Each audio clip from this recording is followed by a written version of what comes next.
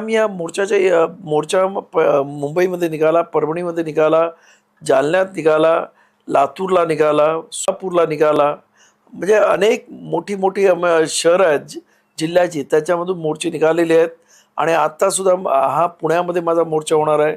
उद्या प्रचंड मोठा नांदेडला होणार आहे. त्यानंतर परळीला 13वा होणार आहे.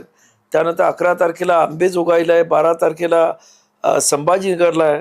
त्यामुळे हे मोर्चे हे एकंदरीत या अनुसूचित जातीची मानसिकता काय आहे की त्यांना हे उपवर्गीकरण नको आहे.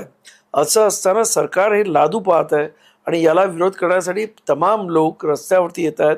आणि त्यामुळे सरकारला जनतेच्या या आक्रोशापुढे नमावं लागेल.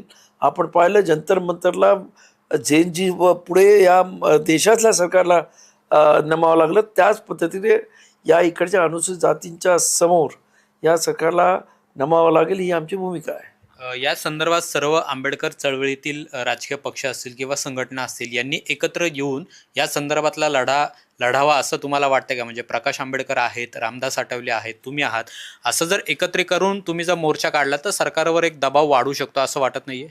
नाही, ऑलरेडी सरकारवर प्रचंड मोठा दबाव आला. एवढे प्रचंड मोठे लाखाचे मोर्चे होतात प्रत्येक ठिकाणी. त्यामुळेच 1 ऑगस्टला आमच्या मुख्यमंत्र्यांनी फडणवीसनी सांगितलं होतं 1 ऑगस्टला आम्ही करणार आहोत. त्यामुळे त्यांनी घोषणा केली नाही. त्यामुळे दबाव भरपूर आला आणि ज्यांना त्यांना प्रत्येकाची मतं आहेत. आता कोणी काय आता रामदास आठवले उपवर्गीकरणात पाठिंबा सुद्धा दिला. त्यामुळं जबरदस्तीने कोणाला बोलवण्याचा प्रश्न येत नाही. प्रश्न कसा आहे, ज्यांना समाज हित कळतं आणि समाजाशी ज्यांची नाळ जोडलेली आहे ते लोक या संपूर्ण मोर्चामध्ये सामील होत आहेत. मग ते वेगवेगळ्या गटातटाचे सर्व कार्यकर्ते, सर्व समाज, चर्मकार समाज, आज इथे बाबूराव माने आणि इतर सर्वजण येणार आहेत.